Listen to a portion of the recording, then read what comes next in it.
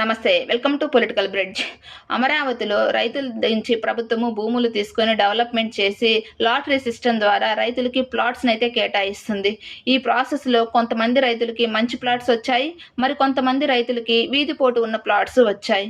ఎవరికైతే వీధిపోటు ఉన్న ప్లాట్స్ వచ్చాయో ఆ రైతులు సిఆర్డీ అధికారుల దృష్టికి పదే పదే తీసుకెళ్ళినా కానీ మేము లాటరీ సిస్టమ్ ద్వారానే ప్లాట్స్ కేటాయించడం జరిగింది, ఇక్కడ మేమేం చేయలేము అని చెప్పి సమాధానం చెప్తున్నారు. రైతులు కూడా తీవ్ర నిరాశ చెందుతున్నారు. ఎందుకంటే ఎవ్వరు వీధిపోటు ఉన్న ప్లాట్స్లో ఉండడానికి ఇష్టపడరు. ఇప్పటికిప్పుడు రాజధాని డిజైన్ అయితే మార్చలేము, కానీ దీనికంటూ ఒక పరిష్కారం ఉంది. ఎవరికైతే వీధిపోటు ఉన్న ప్లాట్స్ వచ్చాయో వారికి వేరొక చోట కేటాయించి ప్లాట్స్, ఈ వీధిపోటు ఉన్న ప్లాట్స్ని ప్రభుత్వమే ఎక్వైర్ చేసుకొని అందులో కాంప్లెక్స్లు నిర్మించి కనుక ఉంటే ప్రభుత్వానికి రెంట్కి ఇచ్చుకోవచ్చు.